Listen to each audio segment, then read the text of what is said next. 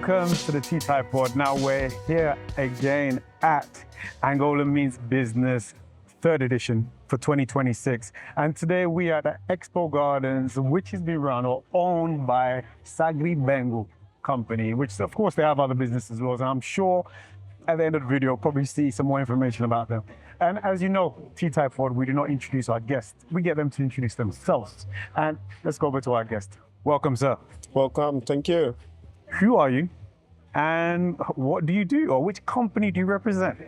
Well, my name is Kimbango Paulo. I represent... Kimbango Paulo, Kimbango. Kimbango Paulo. Okay. Actually, on my ID, it's Kimbango Paulo. Okay. I prefer people to call me Paulo because it's quite easier to go by. So a lot of people mess up with my name. Imagine. But actually, I like it. It's a name with a very strong African identity. What does it mean? Religious-wise.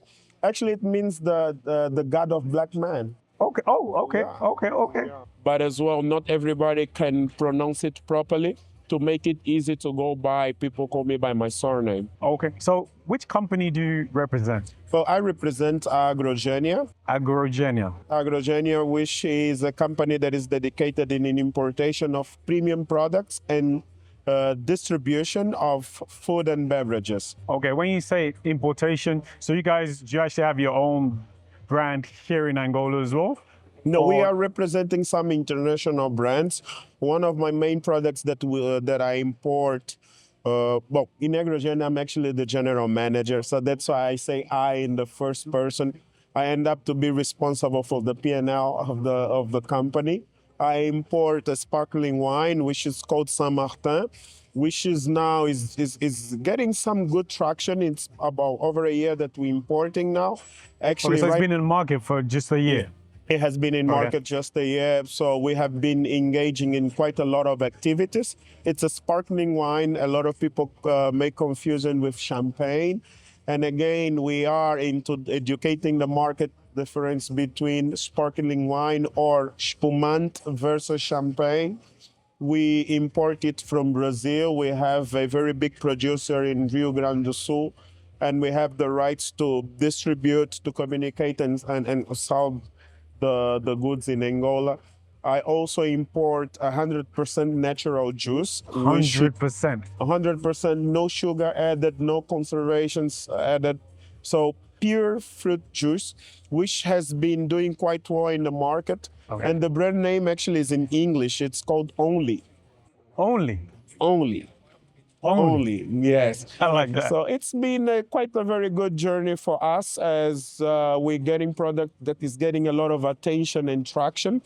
And you might understand that Angola, in the segment of natural juice into shelves, you don't have many strong brands. When you talk about natural 100%, definitely, you don't have that. We don't have. So you get some brands from South Africa, some from Brazil, but the consistency of keeping it on the shelf is the main challenge. Even for me, it's quite a big challenge due to importation cost, having to have foreign currency available, issues with importation itself, tax to be paid.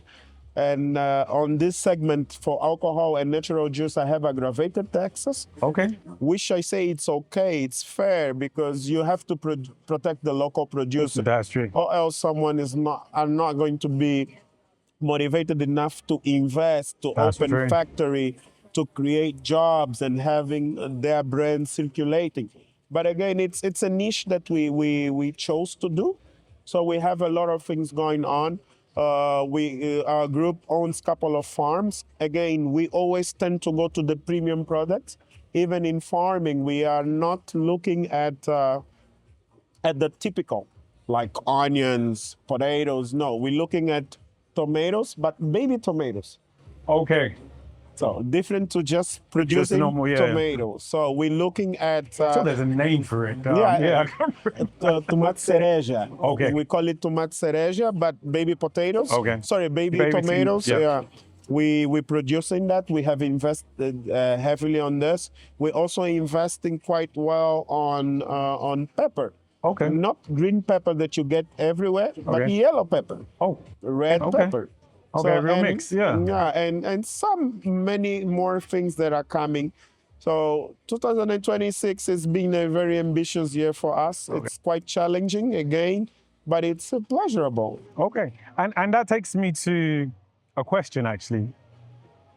You're in importation. You know, we can't get away from what is going on in the world right now. Yeah. I'm not political, this is not a political conversation or anything, but when we look at the war that's ongoing right now, especially in the Middle East, how does that impact your business? Well, it's quite challenging. It's taking longer for me to get products shipped to Angola. It is as well more expensive. As a consequence of the current war, my cost has risen. So I had actually to increment my prices by 18%, which was not necessary, as I import a lot from Brazil. So it's a route that is not heavily affected. But it's still affected. But it is still affected. It's still affected because my cost of transportation grew. Some producers are also having issues because they get seeds from that side, from their region of the world, which also has had an impact. Exactly. So it's a snowball effect, affects one, affects the other, and it's rolling and it's rolling. But for me, for my business, unfortunately, I was forced to increment prices by 18%. We always try to keep our margins quite lean, enough to run costs, enough to keep the operation going. But again, it's quite challenging because people's buying power in Angola is not growing.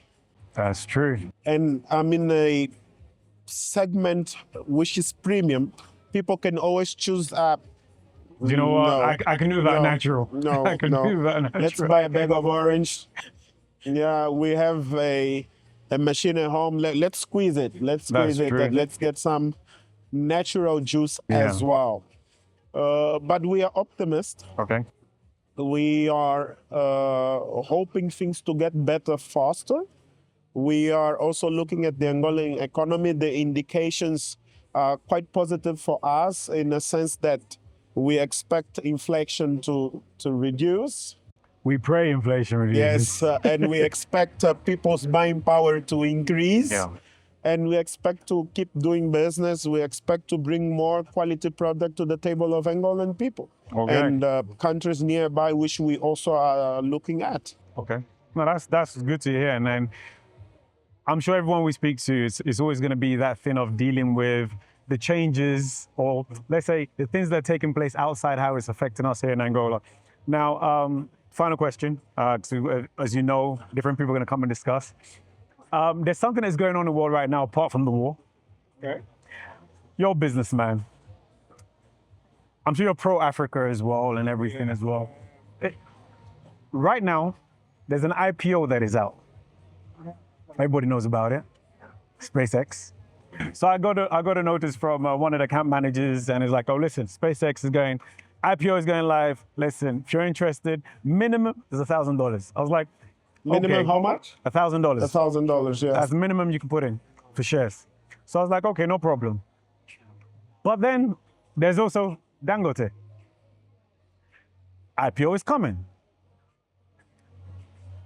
How do you look at that as, okay, if you wanted to invest, would you join the crowd? Say, you know what, SpaceX, come on. $1 trillion business, it's on the next level. Or, do you know what? Africa's richest man. Yeah. Do you know what? How can could this create a change in Africa? How would you balance the two if you were to invest? Well, I thought about it. Okay. Before. Actually, it's a question that marries with something that is in my mind. I have a very brutal and honest answer towards this. If I have to act emotionally, I would say I will go with the Dangote.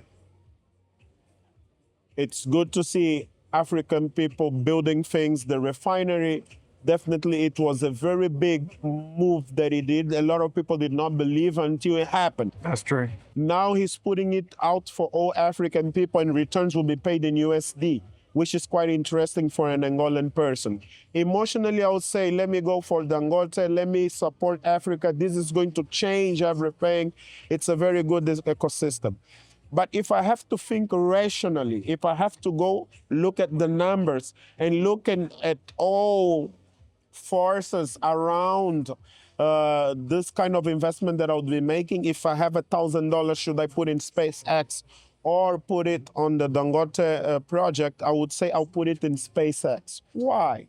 Due to all, if you apply PESTLE, the political, economical, social, and environmental issues around the investment, my PESTLE analysis will take me to invest on SpaceX. In terms of politics, in terms of justice. So this is something that we lack a lot in Africa. Even the current refinery of Dangote, how many times his shares were shook due to issues with other institutions within Nigeria. Yeah. How many times he had to fight with other politicians, how many times he felt boycotted. So if they succeed this time, what happened to my $1,000? But keeping that in mind, wouldn't that be something of, okay, he's going through that, but us empowering could help with that, right? It will help. That's why I said if I have to go emotional about the situation, it will help. But again, SpaceX comes with a proposal that say, guys, you already know what will happen. Whether we fail or we win, we most probably will win. If we fail, the reasons will be clear. Different to the Dangote, we are fighting together with him. It is something that definitely I would be interested. Instead of putting 1,000, I would say, let me put 500 here and 500 there. But again, Nigeria, it's a very political moved country. And again, there are a lot of forces that wanted to go sideways. But again, he's making history, and we should be the #1 supporters. Before the West believe in him, it needs to come from within. Definitely, he would have my $500, not the thousands. But again, let's do a split, right? I would do a split because again, I'll take the benefit of my age as young African that I am. I'll be having a lot of years ahead to see my money multiply. Exactly. See my money multiply. Thank you so much. That is my answer. Interesting insight that we got there. And Paulo, thank you so much for sitting with us. Thank you very much. We look forward to seeing how the business grows. Name of the business again? Agrogenea. Agrogenea, and I'm sure you're going to find the drinks around. Let's see, maybe one day they'll sponsor us. It's out there. CEO, he's general manager, right?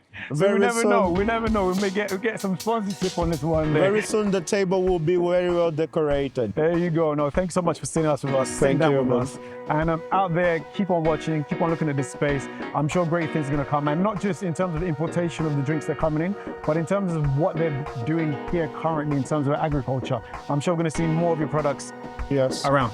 So, of course. Thank you so much for that. Thank you very much. Thank you, sir. Thank you.